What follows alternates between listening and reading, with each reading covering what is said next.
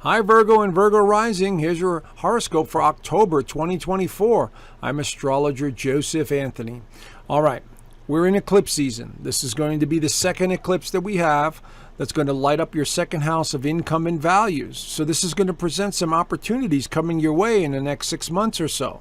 Because eclipses, when they hit a certain region of the chart, they activate that energy for up to a year. But usually it's the first 6 months that are the most vital with an eclipse, okay? So this is what I mean by that, and I'll get into that in a second. But overall, this month is very tricky. And I said this at the beginning of the year, as we go into the fall season, there is some weird energy coming in. There's some very tough alignments that are occurring.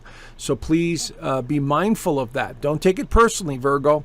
This video is for anyone who has a Virgo rising or has a sun sign in Virgo. Okay, this is a general sun sign, tropical whole house system using Western astrology. And so I have to be very general because I don't have everybody's birthday, and everyone's birthday and birth chart is completely different. So this has to be a general overview.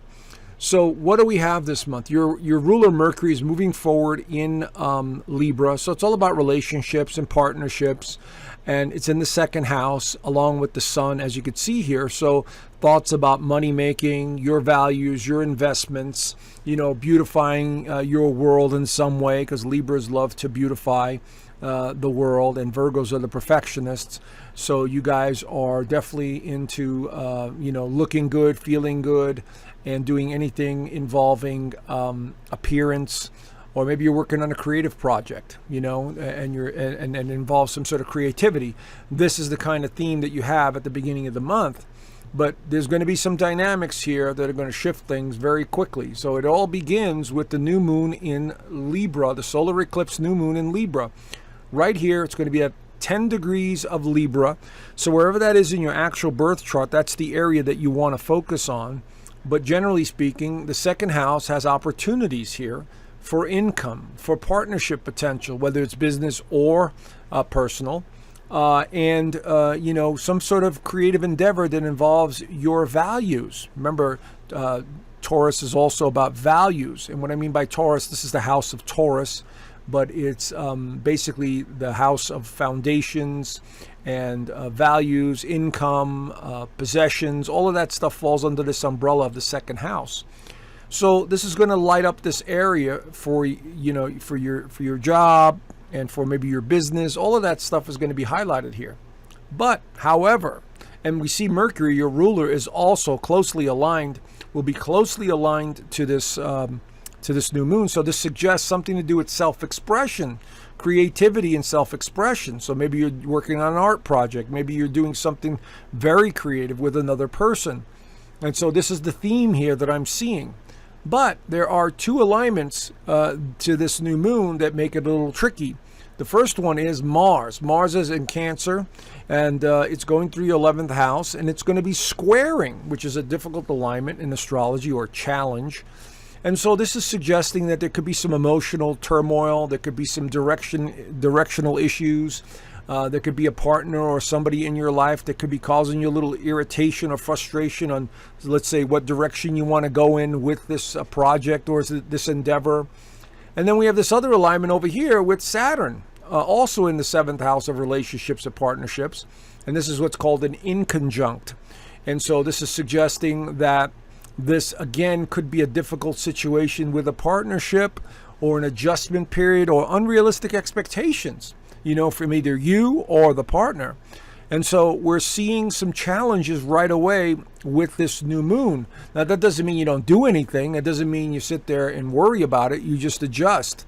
The one thing that I'm advocating these days to everyone is be flexible and adapt and adjust to these changing times.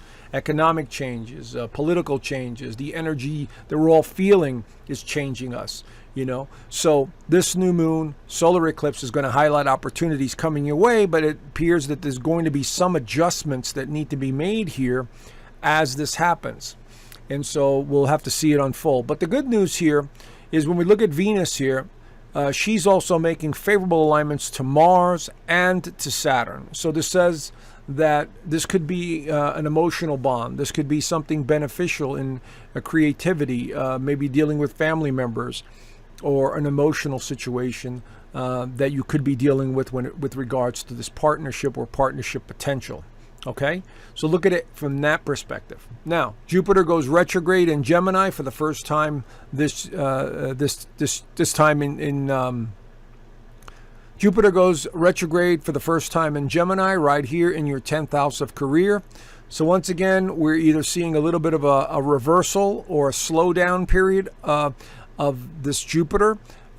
Jupiter in the 10th house can be quite beneficial for career, like being lucky or being at the right place at the right time or speaking to the right people. But it's in stationary position, getting ready to go retrograde, and it'll be retrograde all the way until February, I believe, the 4th of 2025. So this is something you're revisiting from the past that you're going to have to deal with.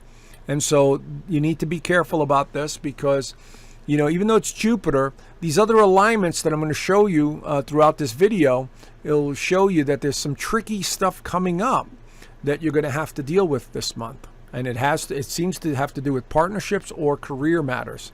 So we'll have to see how that one plays itself out. Good news here, Pluto's moving direct in Capricorn on the 11th, right there. And so there it is in stationary position before it moves direct. And this suggests, trying to create something new, trying to resolve issues from the past and coming to terms with them and adjusting.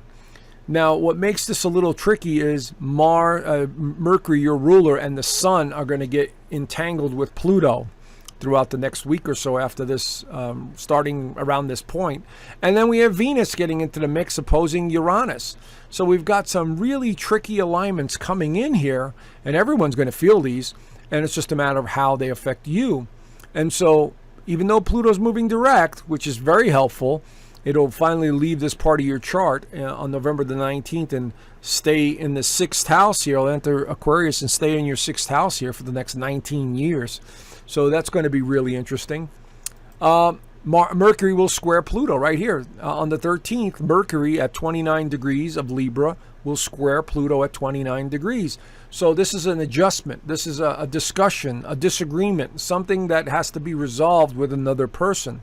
This could be business or financial matters, or it could be with a child. The 5th house is associated with children, or it could be with a loved one, And so there's definitely, I see a lot of either disagreements, tension,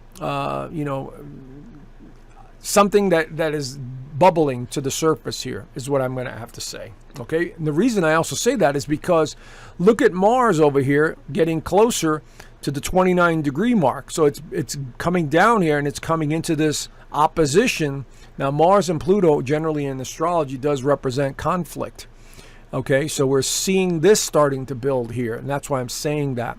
But at the same time, when this is happening, look at the Sun, 20 degrees squaring Mars at 21 degrees. So around the 13th, 14th, the Sun will be squaring Pluto. So something is going on here where there's a lot of tension in the air and feeling a little bit more irritable than normal. And again, this is everyone, not just you guys that are Virgos and Virgo rising, but everyone's going to be feeling this energy. Venus opposes Uranus right there on the 14th. There it is at 25 degrees. Later in the day, it'll go to 26 degrees, and it'll be opposing Uranus at 26 degrees. So this is surprises, tension, restlessness. And then we see here the Sun is exactly at 21 degrees. So this day, right around this time frame, there's some major occurrences going on either in society or the political theater or something in your life that's maybe, tension-filled and irritation. And it could have something to do with communication with a loved one, a partner, a business endeavor, or financial matters, that are out of your control, like banks shutting down or, some major move about the markets. And this could be a possibility here when we have Venus opposing Uranus like that. We also have the full moon that's not helping at all either. It's in Aries, and there it is right there in the 8th house. And it's going to be at 24 degrees of Aries, opposing the Sun at 24 degrees. But notice what I'm seeing here. It's also squaring Mars at 22 degrees and squaring Pluto at 29 degrees. So we have now the beginnings or this tension of this giant cross that is right on top of us. And so what I'm suggesting here, this could be something that's out of our control, having to do with the financial system. And so we're going to have to keep an eye on this. But personally speaking, For individuals with the second and eighth house, this is about passion, desire, finances, because both of these houses represent finances and investments. And so there's a lot of tension here, you know. And again, you'll be feeling it and everyone else will be feeling it, okay? So this is what I'm saying to everyone. Please don't take it personally like you're the only one going through this. This is a very challenging time for so many people. And this astrology is not helping at all in terms of the alignments that are coming into being. There's no way to sugarcoat this, friends, okay? So I'm giving it to you straight. And so you just have to, you know, if you know it's coming, you prepare yourself. That's why I'm doing it this way. Now, Venus enters Sagittarius, which is a plus. Venus in Sagittarius is more playful and more adventurous and wants to have more fun. And so it's more optimistic as well. And that is your fourth house of home, feeling, and foundation. So what this is suggesting is maybe spending time at home or remodeling your house or painting or decorating or doing something that makes you feel good. And I highly encourage that when we have Venus in the fourth house. Maybe you're having a celebration. Maybe you're having a gathering. And so this could be a good time over the next 5 weeks to do little things that make you happy, to interact with people that make you feel good. So I would highly encourage that during all of this crazy energy that's being activated. Now, again, more crazy energy. The sun squares Pluto this time. So we had it squaring Mars. Now the sun at 28 degrees later on in the day. It'll exactly 29 degrees Pluto, powerful Pluto. But notice Mars is now at 24 degrees, so it continues to go down. And we're seeing the beginnings of that T-square again. And so this is pressure, this is tension. And I think this has a lot to do with what's going on in society. So as I'm doing these videos in the middle of September, we'll have to see what develops at the beginning of October and at the end of September. This could play into this, you know, what's going on here. But this is tension. This is stress. This is a partnership, financial matters that could be causing some frustration either with a child, a friend, an organization. And so this is what's on the table here. All right. The sun, wrong one here. This is the one at 29 degrees. It's on the 22nd, but it starts off on the 21st. But anyway, you get the point. And then we have the sun entering Scorpio on the 23rd. It's really late in the 22nd into the 23rd. And now your mind is basically on overdrive because sun in Scorpio is very psychic. It's very mental in the sense of the psychology. And now we have your ruler Mercury in Scorpio, and we have the sun in Scorpio. So this is a very intense, passionate time where you're thinking about everything and every possibility here that's on the table. And so this is going to be a very interesting time for many, okay? But for you guys, it's about your thinking. It's about your career. It's about, you know, what's happening in the world, and you're questioning all of it. And this is when you go into investigative mode. You know, when the sun and Mercury are going through the third house, you know, Virgo and Virgo rising people go into investigating mode. I want to know what the hell's going on. What is actually happening? You know, and this is where the curiosity. The third house is also about self-expression. So you might find yourself, you know, wanting to express yourself more about what's going on in the world. Last but not least, doesn't get any better here with the Venus square Saturn on the 28th. There's Venus in the fourth house, 12 degrees, squaring Saturn at 12 degrees. So we have this crazy energy again, but notice where Mars is. Mars is at 27, opposing Pluto at 29. So once again, this is why I say it's kind of crazy energy, because there's so much tension this month that we're all feeling, friends. It's not just Virgo and Virgo rising. These are just the houses that are being activated for you guys. But this has something to do with feelings, emotions, family, foundation, partnerships, partnership issues. And between these two, this could have something to do with children or friendships and organizations. And so there's a lot of tension here that I'm seeing that's building with a partnership. And there's a lot of emotion as well that I'm seeing here. So this month is a roller coaster of emotions. Opportunities, yes, but major adjustments that need to be done here.